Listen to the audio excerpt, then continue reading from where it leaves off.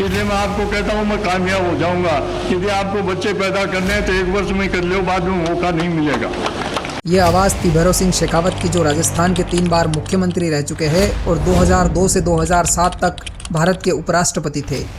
भैरव सिंह शेखावत थानेदार की नौकरी छोड़कर राजनीति में आए थे। अपना पहला चुनाव 1952 में जनसंघ के टिकट से लड़े और जीत दर्ज की। राजस्थान विधानसभा के उस चुनाव में जनसंघ के 4 विधायक बने थे, जिनमें से 3 ने बाद में जनसंघ का साथ छोड़ दिया और जो 1 विधायक बचे थे वे थे भैरव सिंह शेखावत। इसका मतलब यह है कि शुरू से ही अपनी पार्टी के प्रति ईमानदार थे। भैरव सिंह जी शेखावत की एक खराब आदत थी कि वे तंबाकू का सेवन करते थे, जिसकी वजह से एक बार उनको अमेरिका में परेशानी हुई। 1994 में भैरव सिंह जी शेखावत अपना इलाज कराने अमेरिका गए। साथ में उनके पुलिस के 1-2 अधिकारी और उनके परिवारजन। एयरपोर्ट पर जब अमेरिकी सुरक्षा बलों ने भैरव सिंह जी शेखावत के बैग चेक किए तो उस बैग में पान पराग के कई पैकेट निकले। अमेरिकी सुरक्षा बलों ने हमारे पुलिस वालों से इस बारे में पूछा तो हमारे अधिकारियों ने कहा कि इट्स इंडियन मेडिसिन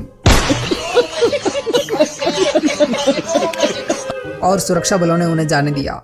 अपना इलाज करवाकर जब भैरव सिंह जी स्वदेश लौट रहे थे तो उसी फ्लाइट में रात 12 बजे के बाद एक व्यक्ति आता है और उनको जन्मदिन की बधाई देता है, मिठाई खिलाता है। भैरव सिंह जी उस व्यक्ति को देखकर बहुत खुश हो जाते हैं। वो व्यक्ति कोई और नहीं बल्कि प्रसिद्ध फिल्म अभिनेता दिलीप कुमार थे।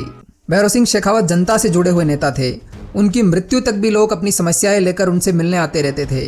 उनका नेटवर्क इतना मजबूत था कि पुलिस प्रशासन से पहले ही उन्हें जानकारी मिल जाती थी। 25 जनवरी 1996 को भैरव सिंह जी कहीं से अपना कार्यक्रम करके जयपुर आए। अगले दिन 26 जनवरी को जयपुर के सवाई मानसिंह स्टेडियम में एक बड़ा कार्यक्रम होना था। मुख्यमंत्री जी भी उस कार्यक्रम में शिरकत करने वाले थे। रात को भैरव सिंह जी ने डीआईजी को बुलाकर कहा कि कल ध्यान रखना और हो सके तो एक बार पुनः स्टेडियम चेक कराइए। अगले दिन मुख्यमंत्री जी के कार्यक्रम से आधे घंटे पहले एसएमएस स्टेडियम में बम फटे। तब तक कार्यक्रम शुरू नहीं हुआ था, इसलिए किसी को हानि नहीं पहुंची, लेकिन भैरव सिंह जी को पहले ही अनहोनी की सुगबुगाहट हो गई थी। भैरव सिंह जी राजपूत जाति से आते थे, लेकिन वे सामान्य राजपूत थे। वे कोई राजे रजवाड़ों के खानदान से नहीं थे। उन्होंने बेहद छोटे स्तर से शुरुआत कर इतनी सफलता पाई थी। कभी कभी उन्हें अपनी जाति से ही विरोध सहना पड़ा था। उन्होंने सती प्रथा जैसी क्रूर परंपरा का विरोध किया और जब समाज द्वारा इस प्रथा को राजपूती प्रथा का जामा पहनाया जा रहा था तो भैरव सिंह जी ने इसका भी विरोध किया और कहा कि यह प्रथा कई जातियों में है, इसका दोष केवल राजपूतों पर मर देना ठीक नहीं है। 1952 में जब उन्होंने पहला चुनाव लड़ा था तो उस समय ऊंट से वे प्रचार करने जाते थे। चुनाव करवाने वाला सरकारी तंत्र भी उनके साथ चलता था। एक गाँव में जाते वहाँ सरकारी कर्मचारियों द्वारा लोगों को जागरूक करना और वहीं पर कैंडिडेट द्वारा अपने लिए वोट मांगना साथ साथ चलता था। और तो और मतदान भी साथ चलता था। ऐसा हर गांव में होता था और इन सब के लिए काफ़ी समय लगा।